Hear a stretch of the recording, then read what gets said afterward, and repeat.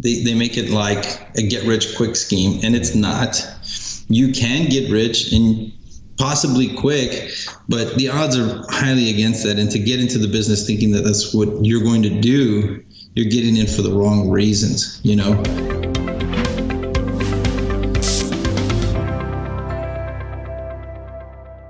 Hey guys and gals, welcome to the CarrotCast. I've got a repeat guest on the CarrotCast. We don't have too many of those. I think there's only like a couple. Mike Michalowicz, one of my favorite authors, repeat guest. Adrian, of course, a repeat guest. And now Edward Beck, a Carrot client out of El Paso, Texas, who's just doing really well. And now an author, which we're going to talk about that too. So, Edward, welcome back to the CarrotCast, man. Happy to have you. Thanks, man. Thanks for having me back. Yeah, dude. So we were talking a little bit before this about, you know, all that's changed in your business and just life since the last time we talked. There's some health and fitness stuff that has changed, which is sweet. Yeah. I kind of want to touch on that a little bit because I'm going through my own version of a struggle there.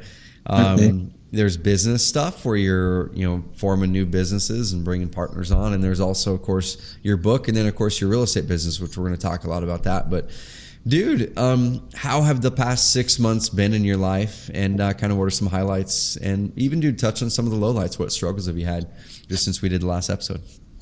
Man, you know, the market is great. It's definitely competitive. I think as everybody else in the business is finding out that the market is just getting more and more competitive, that you're having to really set yourself apart.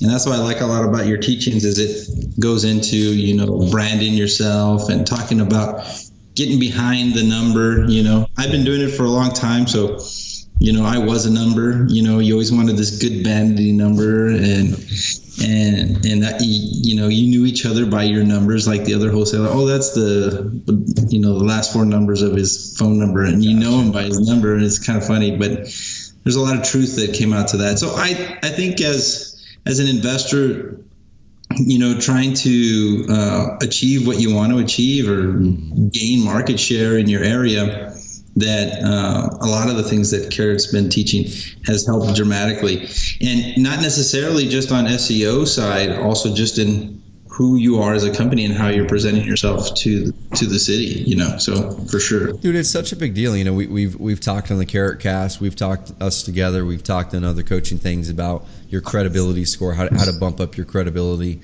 And as people are looking at their options, how do you guide them toward you? And I want to talk a little bit about that. And we'll talk about, of course, digging into your marketing mix and things like that. But, dude, one thing I want to toss out there right at the beginning is this, and this is one of the reasons I want to get you back on the CarrotCast. And you wrote a book, and it's something I think a lot of us have. A lot of us have some sort of an aspiration or an item on their life list to write a book, right? Man, I know I do. If you go to my blog, trevormock.com, I have my life list published there. We just did a podcast on life lists and the importance of publishing one a couple episodes ago. And on there is write a book. And I think I pressure myself into thinking I've got to, oh man, when I do this or when I do that, then I'll write a book. But it's so cool that you wrote this book. It's called Get Rich But Not Quick: The Good, the Bad, and the Ugly of Real Estate Investment. And as you were going through writing the book, you were sending me the drafts, and I was reading it, giving feedback, and dude, this is a great book, and this is something I wanted to get you back on here so we could get everyone who is in the beginning stages of their real estate journey to read this book, to go buy this book when it's out. But anyway, dude, what was the inspiration behind the book, and how was the process writing it for you? Man, I've been in the business for a long time, and I'm kind of an old school investor, so to speak. So I'm more locally based. I'm not doing any out of town things. And I've seen so many of these other different people come out with different programs, and none of them are really talking to me about like the real day-to-day life and the struggle of the industry. They paint this false picture of what the market really looks like and what the business really looks like, and hence the idea, you know, that they make it like a get rich quick scheme, and it's not.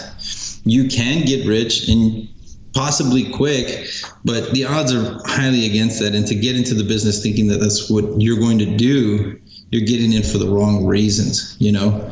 A big thing too is about how the people treat the motivated seller, where they treat them like a number rather than a person, somebody going through something in their life.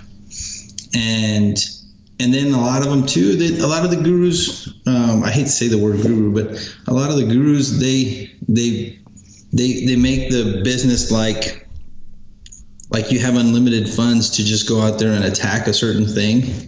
And it's not practical. Most people that are starting this bootstrapping. So the book is for the seasoned investor because I give you some practical lessons on, you know, how to answer the calls, how to go to an appointment, tricks that I've learned.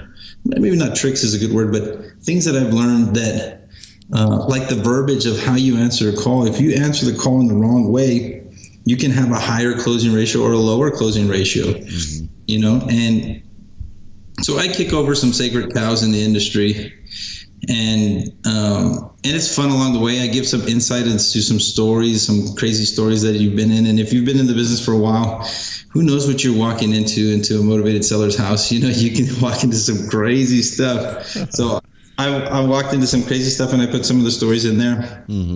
Dude, I love it. I definitely want to go through some of the parts of the book. And one thing I want to unpack before we kind of move on to it too much is man, you mentioned early on in the book, let me go find it, man. It was something about let your core values guide. Let me find the exact words here. Let your values be your guide. And also you mentioned, you know, when you're working with the seller that they're going through a situation. And I think a lot of investors oftentimes look at it as the transaction. I'm doing the next transaction. And I was in the room of a really, really high level, the highest level house flipping and wholesaling mastermind in the country. Amazing mastermind. I mean, like so good. And I don't want what I'm about to say to be a reflection on the mastermind, because it's not. It's a reflection on the approach that investors, flippers, wholesalers in general take, because it's just what people do. And I had everyone, I said, hey, raise your hand if you would actually love to sit down and have a beer with your average client. And in my room, there were about 30 people there, and these are people who were doing 300 deals a year, you know, 75, 200. One guy does 600 a year. Chris Clothier from Memphis Invest. And when I had people raise their hands, there were literally only like 2 or 3 of us that raised our hands that we would love to have a beer with our client. And the reason I brought that up is like, man, business should be insanely fun. It should be fulfilling, and you should really love your client. Because if you don't, man, it's hard to be genuine about your marketing. It's hard to be genuine about things. So as you're going through, you talk about how you do that in your book. Dude, what ways do you see that you do things differently versus the average investor who would not raise their hand that, yeah, I would actually sit down and have a beer with my client and enjoy it? The number one thing I would say is transparency. Everybody in the industry, and I'll tell you the story how it happened. I was at an appointment. I had just walked out of a motivated seller deal with the seller, and I was in my car, and I just somewhat got overcome with, for lack of a better word, guilt. And you know, I think it was God, but who knows what it is. And I said, and I felt like this word, and it said, unequal weights are an abomination.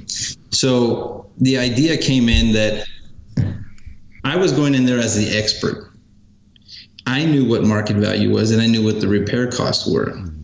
But I was fudging both numbers to make the deal happen on my side. So I was lying in a sense. So I was telling myself, oh, your house is only worth this when it was actually worth X. And so in a sense, I was going around with unequal weights. Unequal weights is an old term for like exchanging money. So you have a weight, it's like 1 ounce, and you have to put the 1 ounce of gold, unequal weights. Gotcha. And so from then on, I created a different way of presenting an offer. And all I really do is I justify how I got to the number, and I show them exactly how much I would make if I bought and sold it. And it's an estimate. Who knows?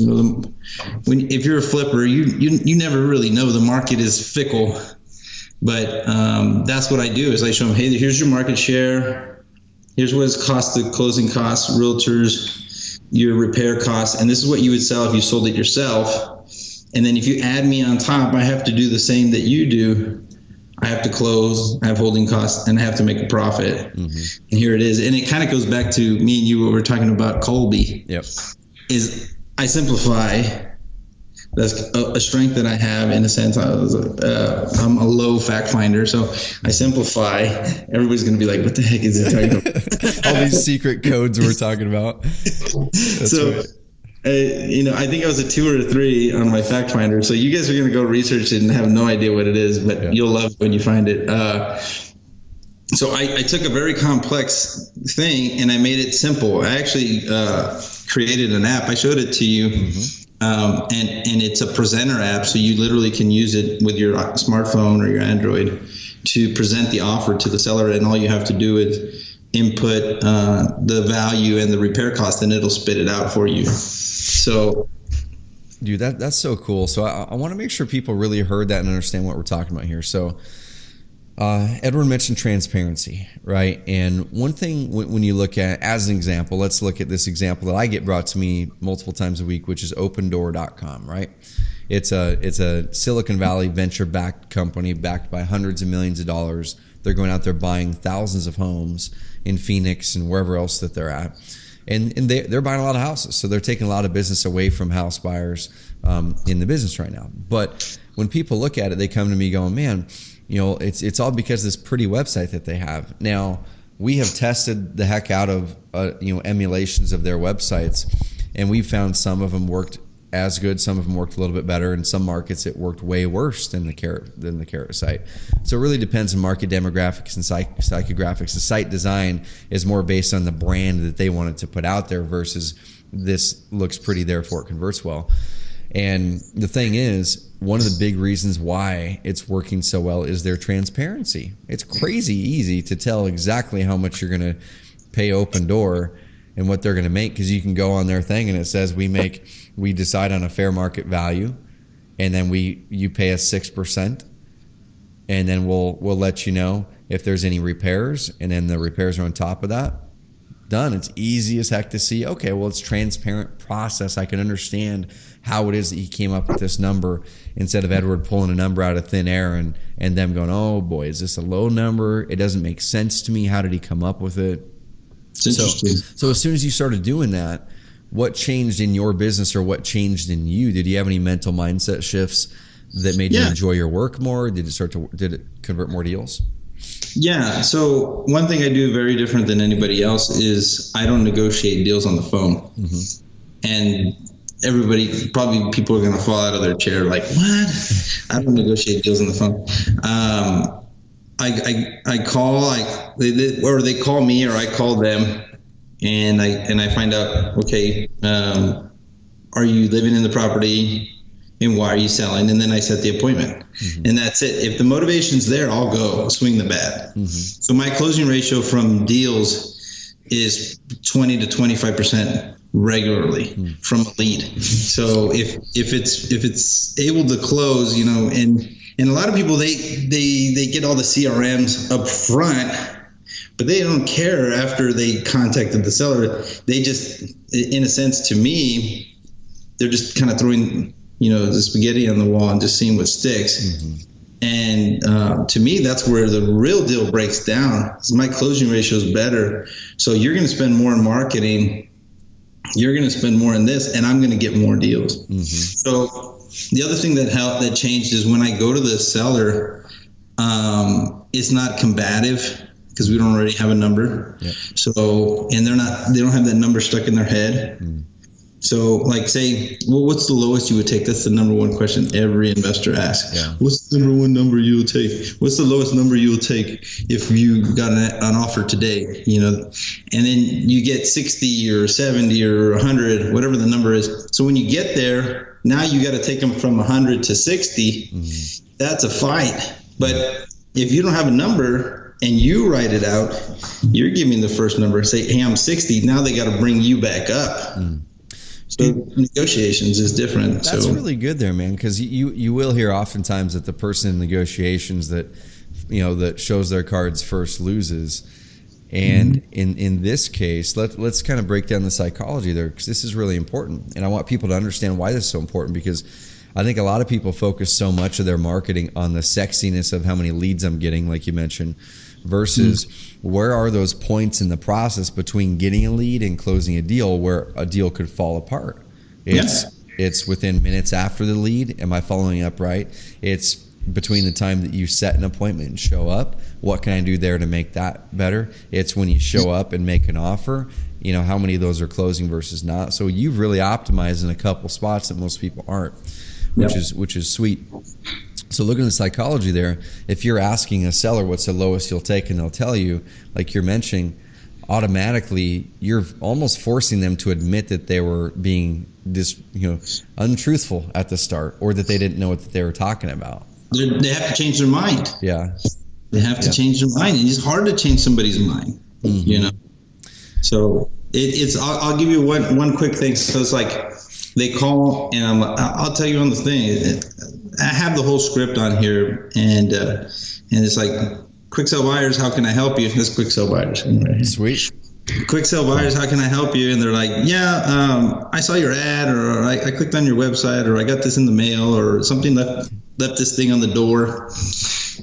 And I'll say, great. So you want to sell your house? Yes. Okay, well, the process is, or they generally ask, what's the process? The process is we go to your house, we assess the condition, and we make you a cash offer. And so when can we set an appointment? I go directly to a close, just entirely different than anybody else does. Because they're calling you to sell their house, and they want an appointment, obviously, so you can see it.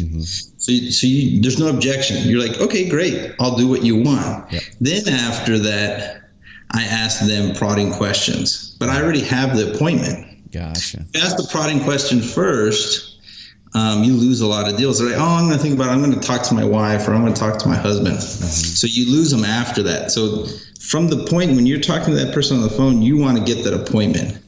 You can always back out of an appointment, but you don't want them to. Yep.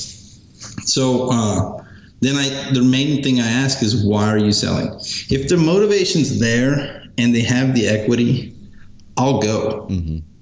You know what I mean? That's all I really want to know. But if the motivation's not there, like they say, I want to buy a new house, or I'm moving. Moving's not as much motivation as a lot of people would think.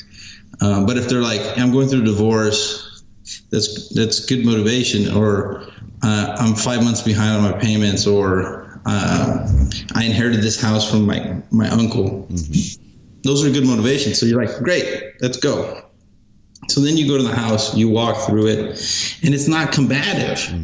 You're not going in a fight. I'll tell you one thing. I get houses below price that another investor offers just because they say, I didn't trust him. I didn't trust him. He just came off cheesy, because they come in, and that's the other thing I talk a lot about in my book, the arrogance of the real estate investor. Yep. And he's always trying to show off his knowledge. He's always trying to act holier than thou art, and he's walking around like, we have to take out this whole kitchen. This kitchen is disgusting. And you're talking to somebody's house. You're in their house. Yeah. I don't know. It's almost unsafe to talk like that about somebody's house while you're walking through their house. But most real estate investors are jerks, So why walk through a house? I don't really say, I would have to do this, unless they ask me. I just I have a little clipboard, and I walk around, and I just kind of take note while I'm doing it. But I give them the self-respect, not to be like, hey, this paint is really bad, or whatever, just to beat up the seller more. Yep. Give them some respect. You know what I mean? So those are some of the things I go over. Dude, that's so good. And I'm glad we're going down this path, because this is one of the ways we built our company, right? Where we could have totally done the hammer you over the head with a sales pitch and hitting on emotion so much in that sales pitch. But we don't, and we grew slow at the start, but then it picked up momentum, and we're the largest in our industry now, in this little niche of an industry, but we're the largest in this industry now by quite a margin in what we do specifically. And it's because we went out there to really truly understand the person, have empathy for where they are, provide a great solution, be real with them, and then also show your core values. And you mentioned that in your book. Like I said, I think it's on page 6, let your values be your guide. And you dive into that even more on what that means for you and kind of this conversation that we've been talking about. So, dude, I love it. The whole thing is you always hear nice guys finish last, right? And I've never followed that model. Yeah, I think people have always called me a pretty nice guy, and I've done decently well for myself. And it seems like with you too, man. That's the same philosophy. At the end of the day, there's a saying that says, don't curse a deaf man. I don't know if you've ever heard that. So the idea behind it is, obviously the deaf man, you're not doing anything to him because he can't hear you. Yeah. It's what you're doing to yourself.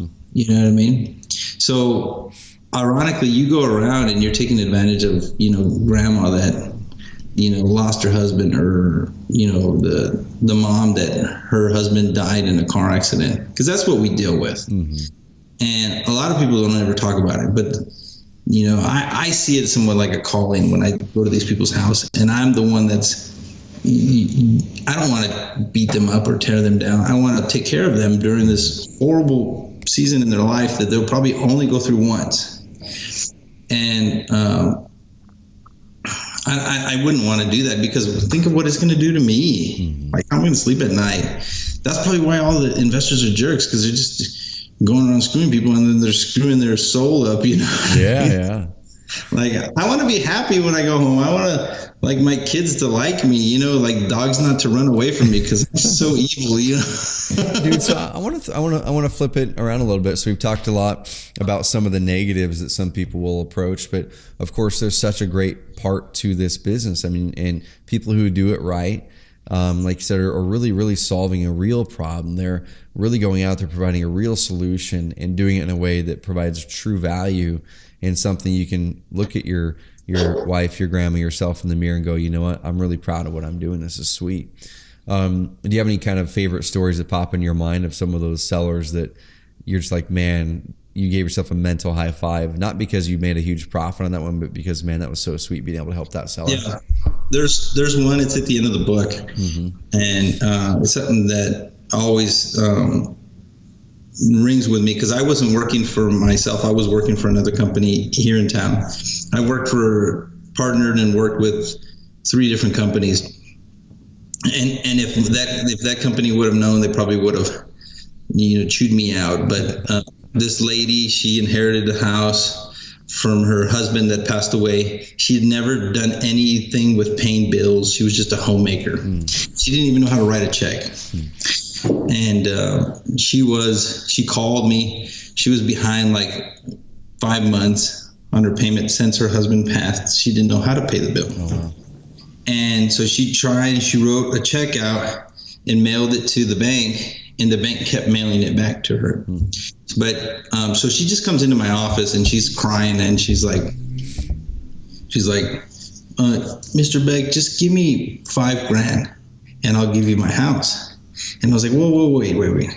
And I had already seen it, and she came in, and I said, well, how much do you owe on it? And she's like, I only owe like $15,000. The house was worth $120,000. Yeah. And it needed $5,000 in repairs. And I was like, why? She's like, the bank's going to take it. They're not going to, they just want to take my house. They won't take my money. Yeah. And so I looked at it up, and she was in foreclosure. So if you're in foreclosure and you send the incorrect number to the penny, they won't receive it, and they'll mail it back to you. Right.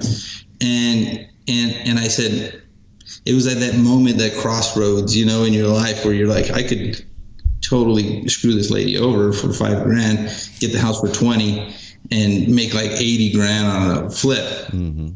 And I said, ma'am, come on. And we got in my car. We drove across the street to Wells Fargo because that's where her bank was. And we went and talked to one of the customer service persons, and we caught up her payments right there on the spot. That's sweet. And for like the next 5 years, she would send me a Christmas card, and she make me like cookies, and she'd bring it to the office and stuff. And she was crying. But any other guy, I promise you, any other guy in my area would probably have just ripped that poor lady off. And I did it, man. And I'm happy I did. I would do it again. Yep. You know, dude, I love it. So I want to kind of dig into some of the things that you're doing in your business, right? In our last episode of the CarrotCast, you talked about your story on using door hangers and door knockers and this and that. We have some awesome stories, so check out the last episode of the CarrotCast with Edward, where he walks through his story from start to where he was in that point. You can hear how he started, how he got his first deals done, some of the pain points he's gone through, what's working well in marketing. So in this market that's really competitive, on our last episode, you were starting to invest more and more into online, and your website was getting ranked well. You're getting some leads coming in that was pretty good, and consistently you're closing deals online. So what's your business marketing mix look like right now as far as online, offline, and what's working great for you? We do PPC. I have 2 websites. Well, 3 websites. I have 3 Carrot websites, 2 Motivated Seller websites in my local. They're both ranking first and second in my city. Cool. And then we do the PPC pretty much on every major thing. We do door hangers. We probably do 15,000 a month. Door hangers, just subdivisions. We do mail. We do what else? We do Facebook. Facebook more for branding. I haven't figured out a way to really convert leads off of Facebook yet, but I am doing branding, which I get like referrals, which it's a different kind of lead. Yep. And they call like, hey, what about this? Or hey, what about that? And what else are we doing? We do some signs. And then I also get a lot of referrals and repeats. Not repeats, referrals from other agents, other investors, things like that. So yeah, we're all over the place. We're doing everything. The signs in our area, we have to do A-frames. We can't do regular stake in the ground anymore. The city stopped it. There was a point where there was like 15 people on each corner, every major thoroughfare. There was like 15 different signs on the corner, and then you would go and steal all their signs, and then they'd steal yours. And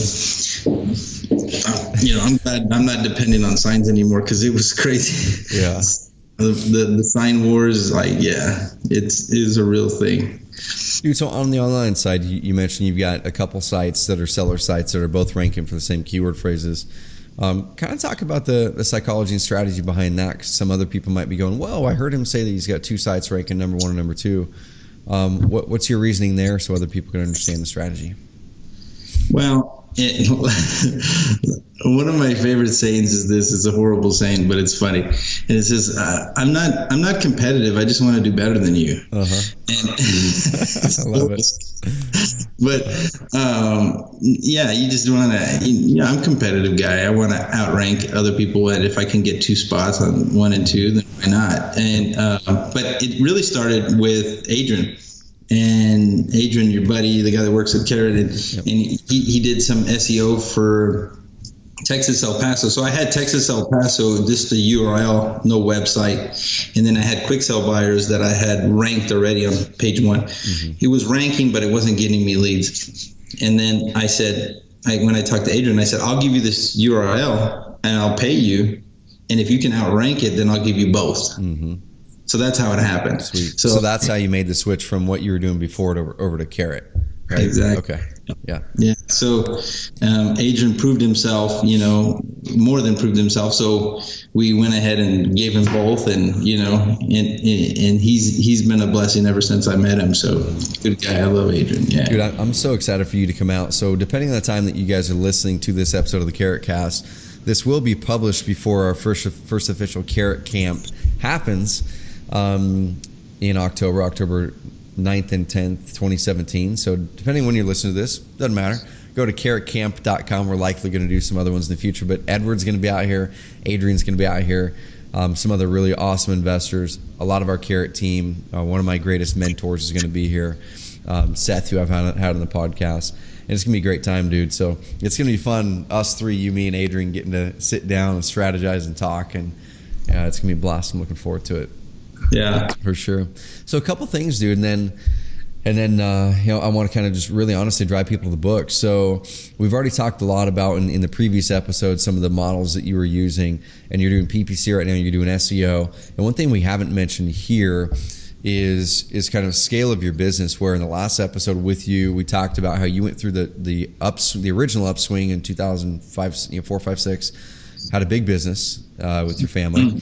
And then, like many people, the business it went down. I mean, you guys had some hard times, and then you're like, man, here's ways that I am gonna, if I do this again, or when I do this again, I'm gonna restructure my business so it's this way. Yeah. And let's kind of cliff notes that, because like, so we talked about the full version of it in the other episode with you. Go find that in iTunes, y'all. Go find it with Edward, or go find it on CarrotCast.com. But kind of how was that decision for you to downscale and really focus on lifestyle and being happier with your business? And how is it working today? I can't take 100% of the credit, because when my dad's business collapsed, I went out on my own. And then one of the other competitors in town, that he picked me up, and I started working for him. And I learned a lot from him. He was kind of like the seminar junkie. You know what I mean? You know that guy. Yep. Everybody knows that guy. He's like, he knows everything, all the new techniques. He could tell you all the different legal stuff. He's definitely a fact finder, and everybody's going to be like, what are they talking about? and then we're going to have to do one just on that. Then I got hired on by a guy that I was wholesaling to. So I had wholesaled him 5 deals in a month from this other company, but I did everything. I find it, and they sold it to him, and he was like, well, why don't you come work for me? Made me a better deal, gave me partnership. So I went in and worked for this guy, but he was a buy and hold guy. And I got to see from the start, and then I got to see at the end of his career, where he was kind of at the tail end of his career, and he had the life I really wanted. The buy and hold guy. He wasn't the buy and flip guy who I was working for that had the life I wanted, because he was still on the grind. Yep. You know what I mean? He still had to make that deal that next month to satisfy his lifestyle. But this guy, the buy and hold guy, all he talked about was going to the beach next month, and he didn't care about anything. He had I think 150 properties, and the average LTV was like 30%. And they were all rented, and he had a property management company that managed them all, and he had 2 people that worked for him, and that was it. Like, think about the stress level, right? So I worked for him for a while, and then I got like another guy said, hey, let's make a deal together. So I've been like a little bit of a, I don't know. I've been around with the partnership wise, but I learned a lot. I looked at it more of a learning experience, where I got to kind of see what worked for them and what didn't. Almost like with my parents, you see what worked in their life and what didn't, and you want to take the good and leave the bad. And I learned a lot from that. But that was where I kind of said, man, this business model is different. And then all the teachings of Kiyosaki, I read a lot of his books, and Kiyosaki talks a lot about you don't buy for capital gains, you buy for cash flow. And so I changed my model to be where it's smaller, but it's more based. The purpose is not to buy and wholesale or to buy and flip. The purpose is to acquire cash flowing assets. And if you can get enough cash flowing assets, then you can, in a sense, get out of the rat race. And that's where it all kind of started from. Is I saw it done in my market by somebody here, and I saw the lifestyle that I wanted, and I said, man, talk about ultimate security and no stress, and still the ability to do what he wanted to do. Like I love this business. Even if I had $1 bajillion, I would still want to go to motivated seller's house and talk to them, because I love it. I wouldn't do anything else, Maybe not paperwork, but you have someone else do that.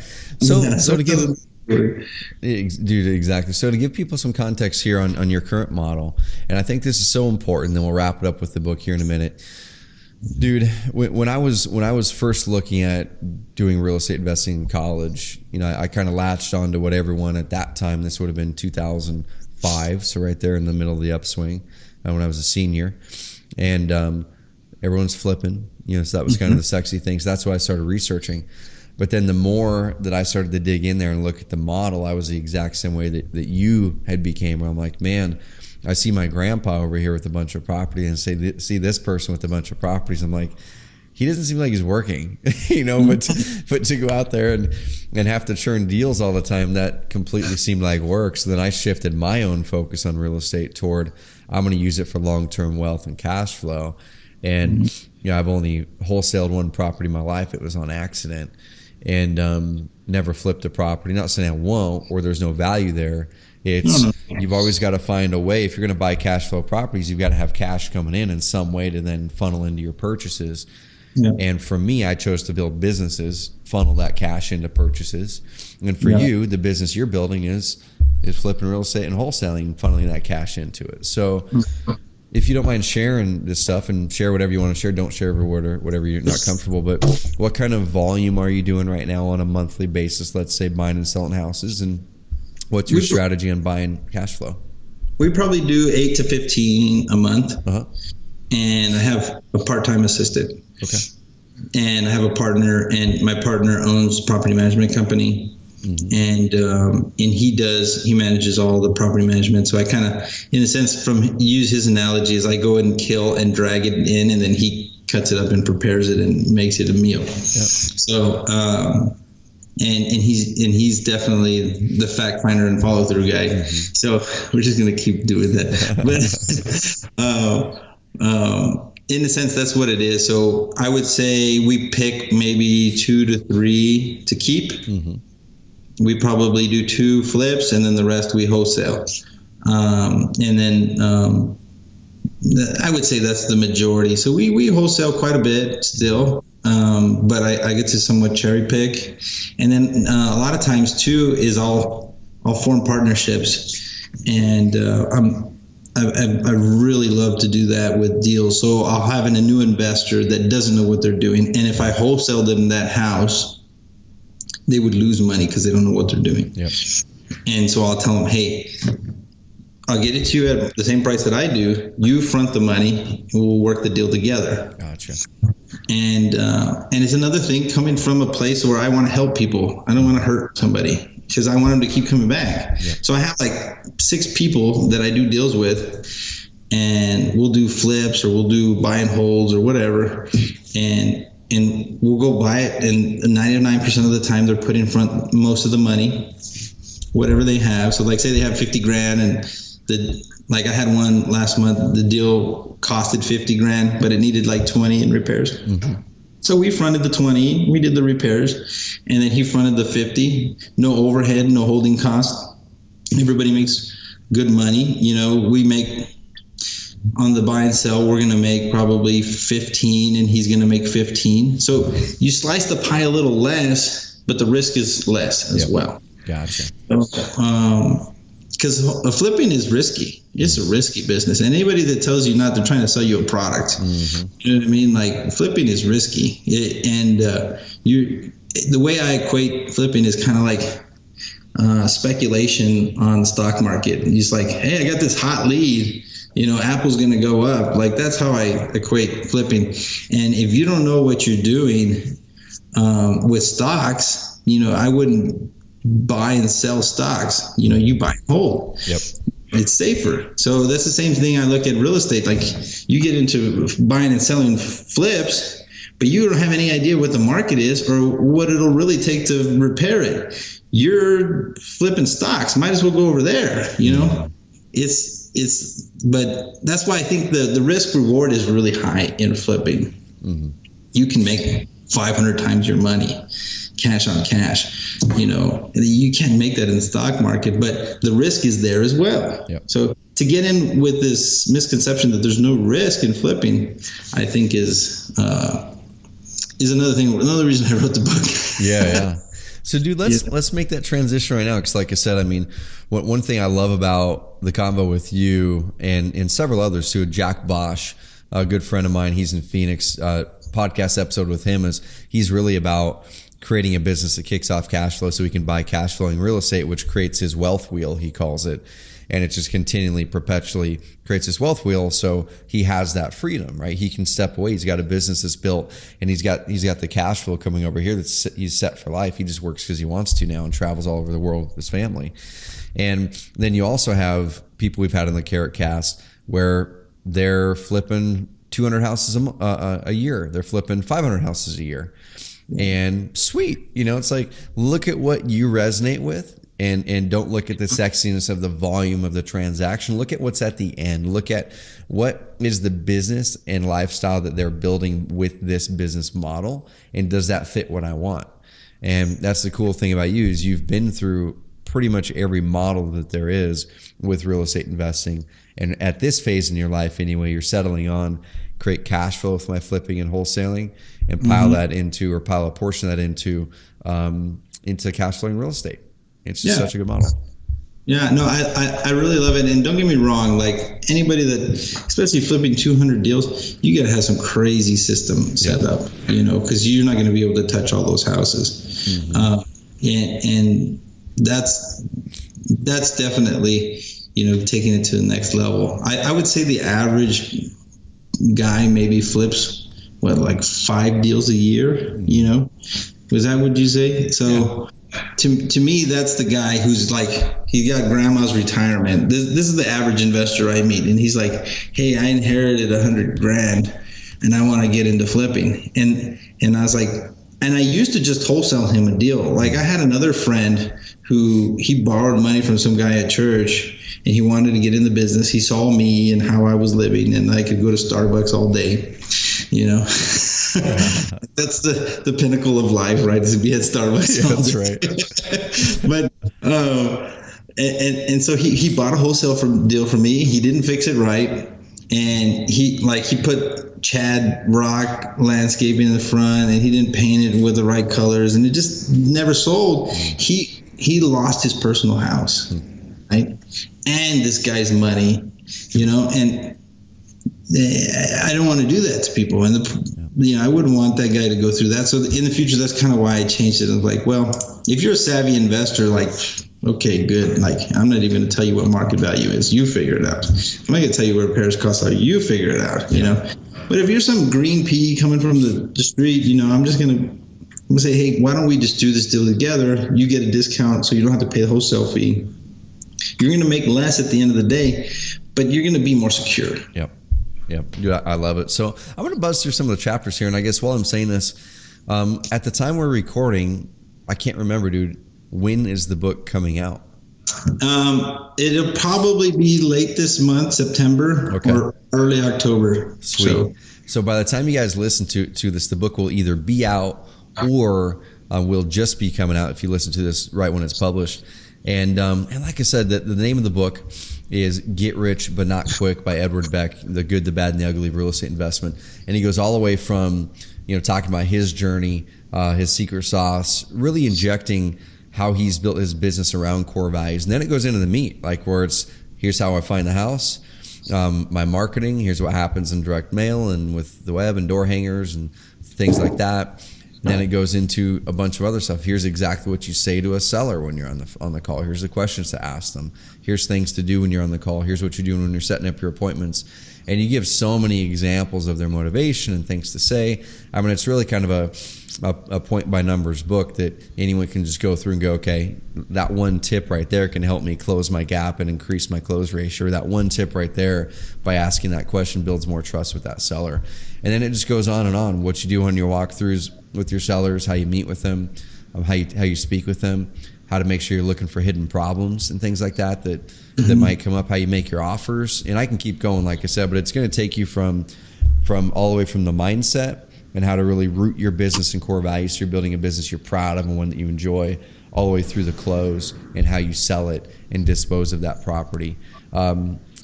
anything that I missed as far as highlights, dude, that you're like, man, this right here, if someone picks up the book, this one thing or these two things alone are worth it if they just read these passages?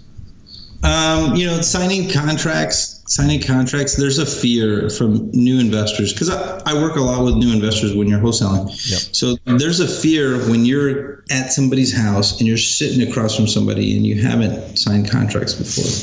And there's a fear of how to do it. So signing contracts is huge. Mm-hmm. I also have a small little section is about what's your EQ. Yep. So I talk a little bit about your emotional intelligence. How to win friends and influence people, 7 habits, different things like that. Those kind of things, like you talked about it in the beginning, where it's like begin with the end in mind. You know what I mean? So the idea of like, hey, what your goal in life? Is it you just want to make money today so you can drive a Porsche? Or do you really want to get to a point where in your life where you have a life that you love, and you like waking up in the morning and you like looking in the mirror, Yeah. Like that's the real goal. I don't care about how many zeros I have in my bank account. Like I want to wake up in the morning and I want my wife to like me, and I want my kids to be proud that I'm their dad, and I want to look in the mirror and not feel ashamed, and I want to not be stressed out about money. That's it. You know what I mean? Like what else is there? So I don't know. People forget. They get so obsessed with money, and money is deceptive. There's just trappings of money, but money's a tool, so you can use it or it can use you. Dude, and I kind of want to wrap our convo with this right here. I mean, first of all, where can people find your book? I'm sure it's going to be on Amazon, but do you have a website set up for the book? It's Godspeed Investors. GodspeedInvestors.com, and that's where you can buy it at for sure. Sweet. And then Amazon's the number one place, So head over to Amazon sometime late September, early October, or if you're listening to this afterwards, head over to Amazon and find Edward's book, Edward Beck, last name Beck, and Get Rich But Not Quick. Look for that book, buy it. It's what is it going to be, $15-$20? So it's like some of the best investments you can make in books, guys and gals. I think it's $13. Perfect, $13. Man. So the thing that you mentioned there, towards the end was you can use money or money can use you. And dude, I want to end with this because we've had you on 2 episodes. You've talked about your journey in real estate. You've talked about the good and the bad that you've experienced. The book dives into it in more detail. You're a Carrot client. We've helped you kind of optimize some things there, and I'm really excited to see what the next year looks like with you, man. I'm so pumped that you're a client of ours. But on the you can use money or money can use you, is there anything that you do or you'd suggest that people do to sit down and figure out, okay, how do I make sure that I'm intentional with the business I'm building?